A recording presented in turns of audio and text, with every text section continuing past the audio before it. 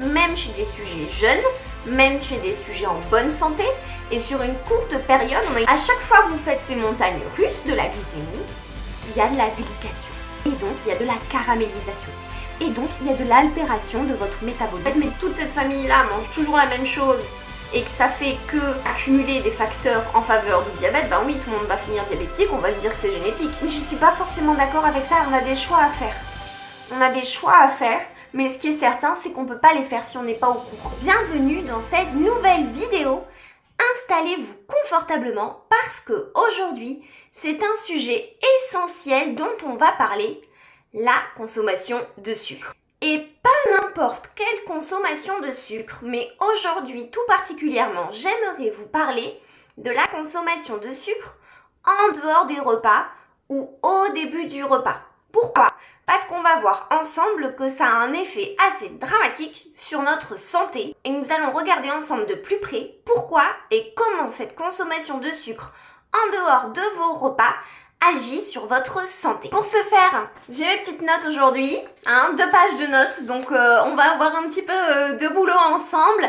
Je vais essayer de simplifier ce que disent les études scientifiques pour que ce soit du pratico-pratique, que vous puissiez comprendre les effets métaboliques donc sur notre corps, sur notre métabolisme, et puis surtout qu'on en déduise qu'est-ce qu'on peut en faire au quotidien de tous ces jolis savoirs scientifiques, qu'est-ce qu'on met en application chaque jour, chaque semaine et chaque mois. On va s'intéresser à plusieurs paramètres de notre santé, à savoir la glycémie, la résistance à l'insuline, qui est l'hormone qui gère notre glycémie, donc le taux de sucre dans le sang, la lipogénèse hépatique, c'est-à-dire la fabrication de gras par le foie.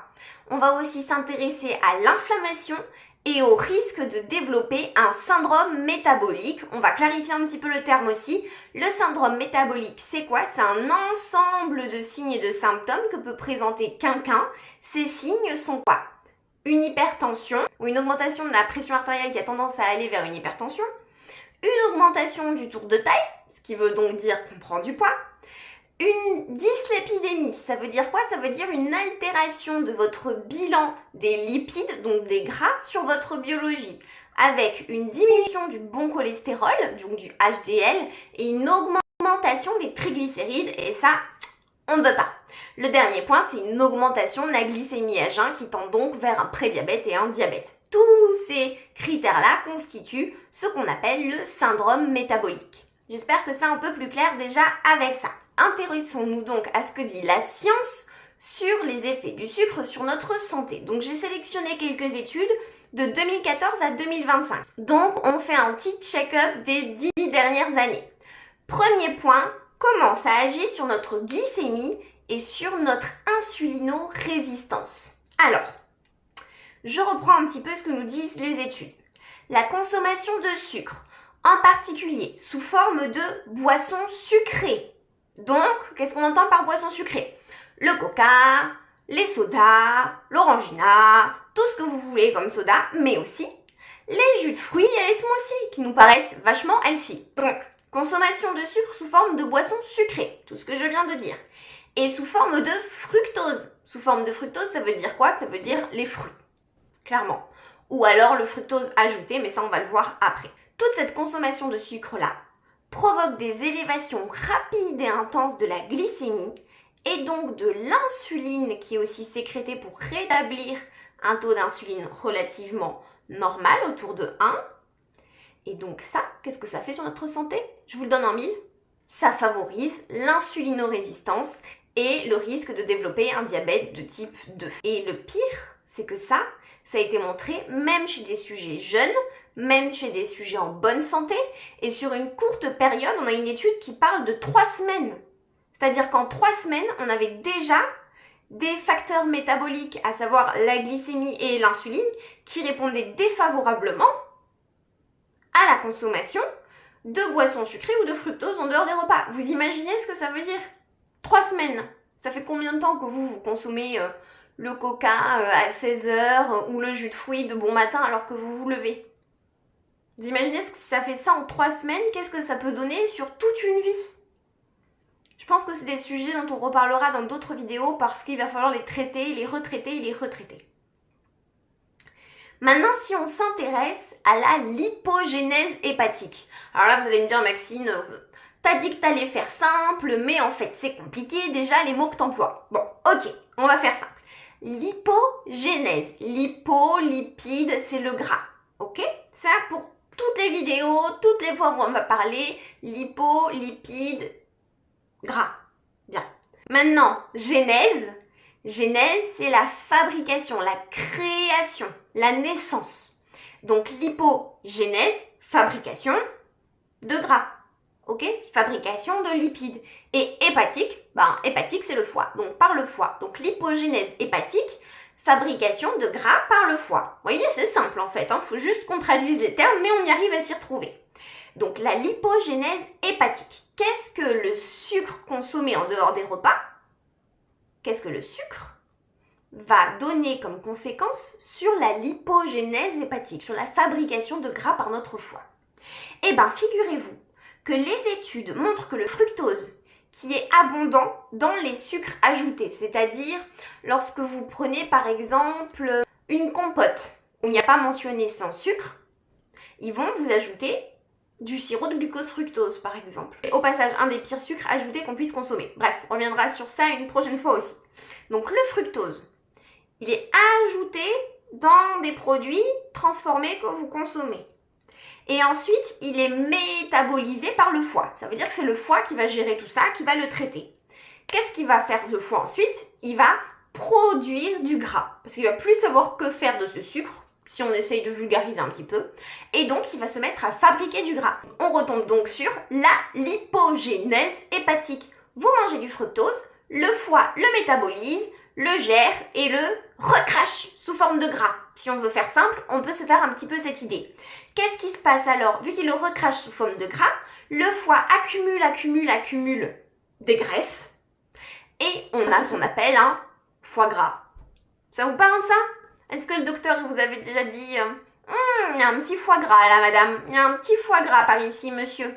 Il va falloir mettre le haut là peut-être sur les graisses. Alors oui, pourquoi pas mettre le haut là sur les graisses, mais surtout mettre le haut là sur le fructose. Vraiment. Donc, on va réduire la quantité des sucres. C'est ce qu'on appelle aussi un NASH. Peut-être que vous avez déjà entendu ce signe, NASH, N-A-S-H. C'est simplement la stéatose hépatique, c'est ce foie qui vient s'engraisser et qui, à terme, peut fonctionner de plus en plus mal. Et sur votre biologie, sur votre prise de sang, ça va se voir tout de suite. On va voir que le bilan lipidique, il est pas bon. On va voir les triglycérides qui sont pas bons, et puis au fur et à mesure du temps, on peut voir aussi le HDL qui est trop bas, le LDL qui est le mauvais cholestérol qui est trop haut, et on va voir tout ce dérèglement du métabolisme des lipides, des gras. C'est ce qu'on appelle la dyslipidémie. Tout simplement, si on vous dit que vous avez une dyslipidémie, ça veut dire que vous avez une altération du métabolisme du gras. Donc, il y a une difficulté à gérer correctement le gras. Ça ne veut pas dire qu'il ne faut plus manger de gras. Vous voyez, là, on a vu tout simplement que le gras, pour le coup, ici, il venait du fructose. Donc, on ne peut pas faire des liens aussi simples que j'ai trop de gras et j'arrête de manger du gras. On pourrait possiblement le faire avec le sucre. J'ai trop de sucre, j'arrête de manger du sucre. Ça, je l'entends. Et encore, il faut voir comment on le mange, quand on le mange. Bon, il y aura plein de choses à discuter sur le sujet. Je reviens au sujet essentiel, qui était donc la lipogénèse hépatique. Ici, l'idée, c'est de vous dire, oui, si on commence à avoir une altération de tout ça, de tous ces marqueurs biologiques, peut-être qu'il faut s'interroger en prévention, sans attendre d'être malade, sur quelle est ma consommation, finalement, de fructose, notamment dans les produits transformés, dans les sucres ajoutés. Maintenant, passons à l'inflammation. L'inflammation, c'est un gros sujet. Je vois un tas de vidéos qui sortent sur internet, on parle de tout, alimentation anti-inflammatoire, comportement anti-inflammatoire, il faut réduire l'inflammation partout. Alors, première chose, on va rétablir un fait. L'inflammation est essentielle pour notre corps. Ok? L'inflammation est essentielle pour notre corps. Pourquoi? Parce que l'inflammation, à petite dose, permet la cicatrisation, Par exemple, lorsqu'on va faire une petite entorse, imaginons que je me fais une petite entorse au poignet d'un petit ligament qui s'abîme. Je vais avoir un phénomène inflammatoire, je vais avoir du sang qui va venir, ça va être un peu chaud, un peu gonflé, un peu rouge. Et par l'apport de ce sang, il va y avoir tout un tas de molécules cicatrisantes, par exemple aussi des plaquettes, qui vont venir cicatriser mon petit ligament. C'est exactement la même chose quand vous vous coupez. Vous vous coupez, des fois on peut avoir même, on se coupe le bout du doigt, on a un peu le cœur qui bat dans le bout du doigt. Vous connaissez ça, ça vous est forcément arrivé. Qu'est-ce qui se passe? Eh bien, le sang arrive pour faire cicatriser. C'est une petite inflammation locale. L'inflammation locale de manière modérée est tout à fait physiologique. Donc, il ne s'agit pas de combattre toutes les inflammations de la Terre, non. Par contre, il s'agit de combattre ce qu'on appelle une inflammation de bas grade, qui est une petite inflammation qu'on ne voit pas forcément beaucoup marquée sur une biologie, mais qui va inflammer l'ensemble de votre corps et de vos tissus. C'est ce que vous pouvez entendre sous le nom d'inflammation de bas grade. On l'entend aussi sous inflammation à bas bruit. Donc c'est une petite inflammation, mais qui est là et qui est un petit peu constante et qui vient titiller vos tissus en permanence et surtout dysréguler l'ensemble de votre métabolisme. Ça, en médecine, on s'en occupe peu. Pourquoi? Parce que c'est de la prévention. Le docteur, il va voir qu'il y a une toute petite inflammation. Il n'y a pas de danger imminent. Il n'y a pas une inflammation qui est énorme avec une CRP à 200 ou à 400 qui veut dire qu'il y a une infection très grave ou une maladie très grave. Ça, c'est le rôle du docteur, il va se préoccuper de ça, il faut faire quelque chose en urgence. Mais une toute petite CRP ultra sensible, il y a d'autres chats à traiter pour lui. C'est normal. De chats à traiter? Je ne sais pas si ça se dit ça. Il y a d'autres sujets à traiter. Et donc, nous, on doit chacun pour nous s'occuper de ça. On doit faire de la prévention pour nous-mêmes, pour éviter d'avancer dans des stades de maladie trop élevés. Et donc si on revient à cette inflammation et au lien avec le sucre, parce que c'est le sujet de notre épisode aujourd'hui, qu'est-ce qu'on peut faire comme lien? Qu'est-ce que nous disent les études? Eh bien tout simplement qu'il y a des essais cliniques randomisés, c'est-à-dire qu'on a fait des tests où on a mis une population avec une certaine quantité de sucre, mis une autre population avec par exemple beaucoup moins de sucre, et on a comparé ce qui se passait dans leur corps en termes d'inflammation. On se rend compte tout simplement que la consommation de sucre augmente les marqueurs inflammatoires, comme la CRP, qui est le marqueur de l'inflammation classique qu'on fait sur une biologie, ou les cytokines, qui sont aussi des petites molécules de l'inflammation. On remarque aussi qu'il y a une augmentation du stress oxydant, et ce stress oxydant, il va aussi majorer l'inflammation. C'est un petit cercle vicieux qui naît. La troisième chose qu'il faut mentionner à ce sujet, c'est que l'inflammation de bas grade, mais l'inflammation qui est là, et le stress oxydant qui augmente vont favoriser le risque de développer un syndrome métabolique. C'est quoi le syndrome métabolique? On l'a vu au départ. L'hypertension, la tendance au diabète, la dyslipidémie, avec les triglycérides, l'HDL et l'augmentation du tour de taille. On n'a pas envie de tout ça. Si on réduit le sucre et si on gère mieux la manière dont on le consomme, et ça on va le voir dans d'autres vidéos, on réduit nos marqueurs de l'inflammation et on réduit notre risque de développer toutes ces maladies. Bon, c'est quand même intéressant. Ça vaut le coup. Ça vaut le coup de se pencher sur quand est-ce qu'on mange des sucres et combien on en mange et comment on les mange. Je vous ferai une vidéo sur comment on mange les sucres. Ça peut être vraiment intéressant, je pense. Je vais vous faire une vidéo là-dessus. Je me le note pour plus tard. Donc, vous comprenez qu'on fait le lien entre sucre, inflammation, syndrome métabolique et donc diabète. Diabète de type 2. On comprend un petit peu le processus de comment ça s'enchaîne. Et alors, les méta-analyses et les revues de la littérature, qui sont relativement récentes, elles nous montrent quoi? Elles nous montrent que la consommation régulière de sucre est surtout sous forme liquide. Et surtout en dehors des repas. Donc on revient à ce qu'on disait au début. Le coca de 16 heures. Je sais pas ce que j'ai avec le coca aujourd'hui. Le coca de 16 heures. Ou le smoothie de 11 heures parce que c'est sympa et ça va me faire du bien avant d'aller faire une petite séance de gym. La consommation de sucre liquide et en dehors des repas augmente significativement le risque de diabète de type 2.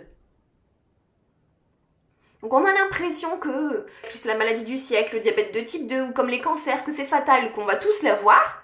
Non, c'est pas une fatalité. c'est pas une fatalité. Le diabète de type 2, c'est quelque chose qu'on se construit. Alors, je veux bien qu'il y ait des terrains familiaux, mais je pense qu'au-delà de ça, il y a vraiment des terrains environnementaux qui sont entretenus. Alors oui, peut-être que mon parent était diabétique, mon frère, ma soeur est diabétique. Oui, mais en fait, si toute cette famille-là mange toujours la même chose et que ça fait que accumuler des facteurs en faveur du diabète, ben oui, tout le monde va finir diabétique, on va se dire que c'est génétique. C'est facile. Est-ce que c'était génétique ou est-ce que c'était que toute cette famille-là consommait de la même manière des sucres en trop grande quantité, pas au bon moment, pas de la bonne manière? C'est ça que je veux vous mettre à l'esprit, c'est qu'il n'y a pas de fatalité. Encore une fois, petit disclaimer, là on parle pas de diabète de type 1, on parle pas de maladies très avancées, on est dans un podcast pour faire de la prévention, encore une fois, donc il n'y a pas de fatalité quand on peut faire de la prévention. Et là on peut en faire. On peut en faire. Regardez déjà tout ce qu'on vient de dire. Tout ce sur quoi la consommation de sucre va influer et altérer votre santé. On peut changer les choses. Et là aussi, je voudrais venir approfondir un petit peu cette notion de glycémie. Vous avez peut-être déjà entendu, parler, et alors là vous allez me dire Maxine, encore un terme sorti de derrière les fagots, de la glycation avancée. Ça vous parle ça? La glycation avancée. Alors, on va faire simple. La glycation avancée, la glycation tout court, c'est la caramélisation de nos cellules, de nos tissus. Quand vous faites cuire un petit filet de poulet, par exemple, dans la poêle, ou que vous laissez de l'ail dans la poêle un peu trop longtemps, qu'est-ce qui se passe? De quelle couleur ça devient? Ça devient marron. Ça se caramélise. Et d'ailleurs, en général, on aime bien ce goût-là caramélisé. La peau du poulet rôti, bien caramélisée pour ceux qui mangent de la viande. Un régal! Ben oui. Et cette petite couche marron brunâtre caramélisée, eh ben, ce n'est rien d'autre que de la glycation. C'est-à-dire que c'est le sucre et la protéine qui glyquent, qui se transforment sous l'effet de la chaleur, pour le coup, là dans la poêle, qui se transforme sous l'effet de la chaleur, en un produit qu'on appelle de glycation. Sous l'effet de la chaleur, ça se transforme en un produit qu'on appelle un produit de glycation. Alors vous allez me dire, très bien Maxine, en quoi ça nous concerne, cette glycation? Eh bien, cette petite couche brunâtre, ces petits éléments glyqués, altèrent tout simplement le fonctionnement de notre corps et altèrent le fonctionnement de nos cellules. C'est un processus qui se fait dans le vieillissement. Plus on glyque, plus on vieillit rapidement. On peut le vulgariser un petit peu comme ça. C'est qu'on a caramélisé nos protéines et nos sucres, on a tout caramélisé. Et quand ça caramélise, ça fonctionne plus bien.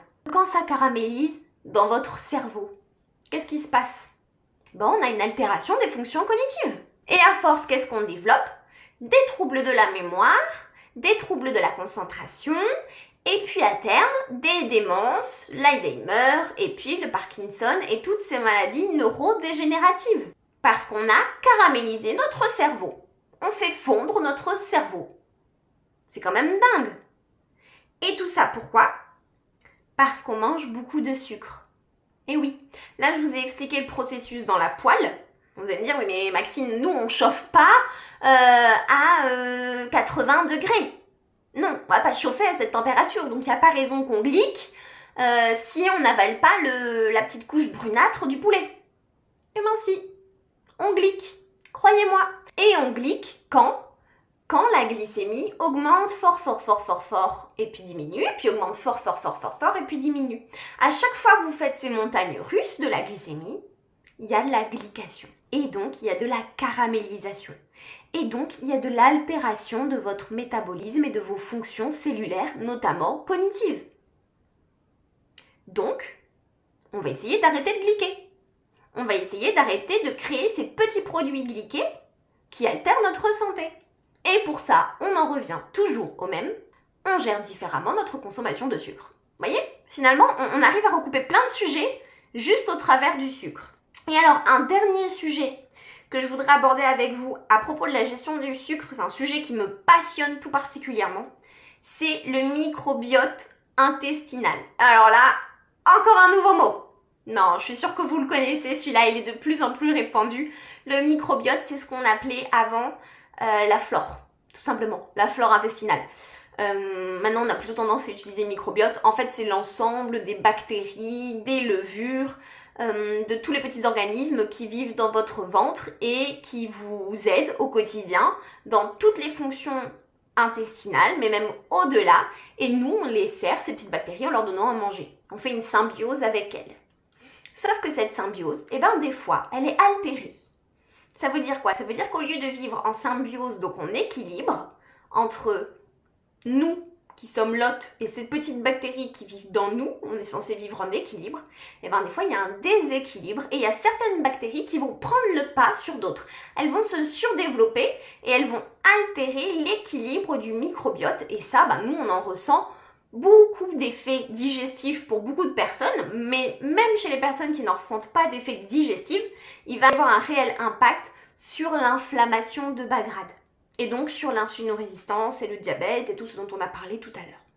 Et vous allez me dire, oui, mais alors, comment il se développe ce déséquilibre? D'où il vient?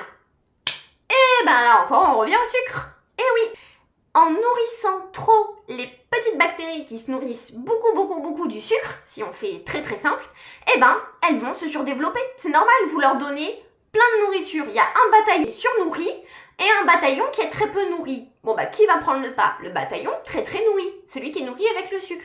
Et elles vont venir coloniser toute la muqueuse intestinale, elles vont se surdévelopper, il va y avoir une altération de l'équilibre du microbiote, tout simplement. Et qui dit altération de l'équilibre du microbiote, dit inflammation et tout ce qu'on a vu qui s'ensuit. Donc là aussi, vous voyez que on peut se dire « Ah, mais moi, je mange du sucre, mais c'est pas grave, je suis mince, je ne prends pas de poids, ou alors je suis très sportif. » On peut se trouver toutes les excuses du monde. Mais si on revient à ce qu'on a dit au début, le sucre altère le métabolisme de l'insuline et de la glycémie, même chez des jeunes en bonne santé, même sur une courte durée. On peut ne pas avoir de problème de sucre, mais quand même avoir des problèmes de gras qui viennent du sucre. Vous vous souvenez, c'est ce qu'on s'est dit, avec la lipogénèse hépatique. On peut avoir des problèmes d'inflammation de bas grade qui est là un petit peu tout le temps. Et d'ailleurs, ça va s'exprimer comment? J'ai mal tout le temps aux épaules, j'ai mal tout le temps à la nuque, j'ai mal tout le temps au dos, et puis je dors mal, et puis je suis tout le temps fatiguée, et puis j'ai pas le moral. Vous voyez tout ça? Toutes ces personnes d'ailleurs qui finissent ou chez le kiné parce qu'elles ont mal partout, ou en médecine du sommeil parce qu'elles ne dorment pas et en fait on trouve pas de solution. Oui, mais en fait c'est une inflammation de bas grade, le corps il fonctionne pas bien. Donc là aussi, il faut s'interroger sur la consommation de sucre. Bon, le prédiabète, le diabète c'est évident, et puis votre docteur c'est la première chose qu'il vous dira, oh là là, attention, le sucre. Et puis, l'altération du microbiote, donc ça veut dire que quand on a aussi des troubles digestifs, qu'on est souvent patraque du ventre, qu'on a des gaz, des ballonnements, des difficultés quant au transit, on peut aussi s'interroger sur mais qu'est-ce qu'on fait de notre sucre? Et là-dessus aussi, je vous ferai une vidéo un petit peu plus poussée sur le microbiote et sur les troubles digestifs si ça vous intéresse, comment on peut s'en sortir.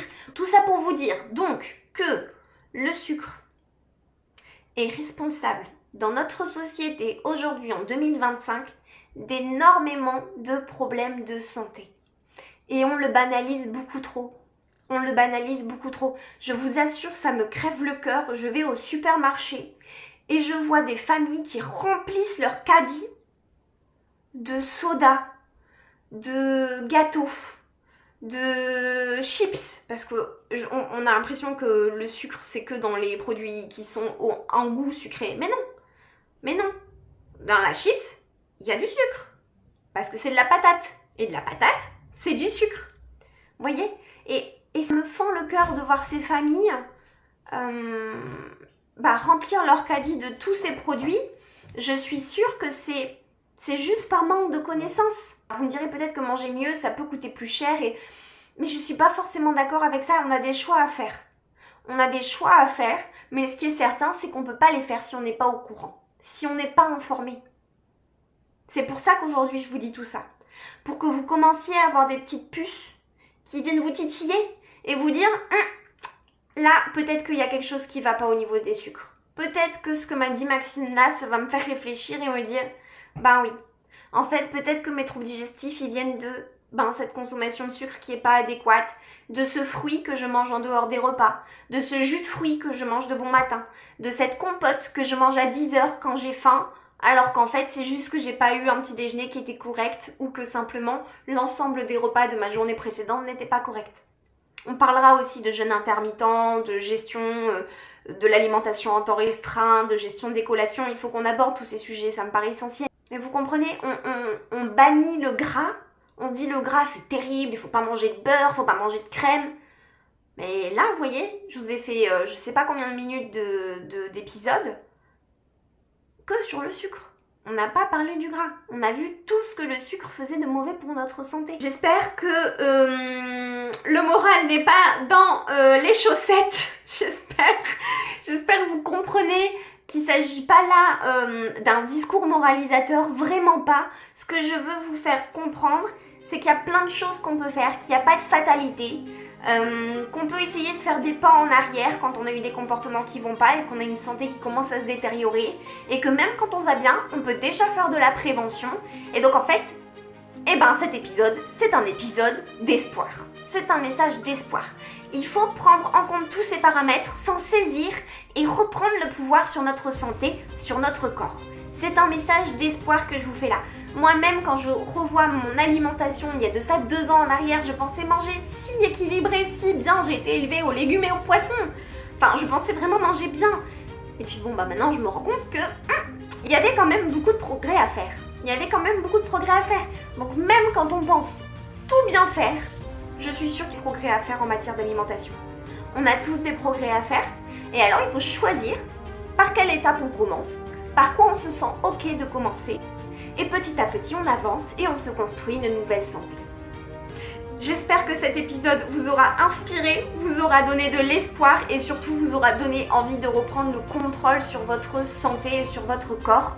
Je vous dis à très vite dans un prochain podcast de Santé First.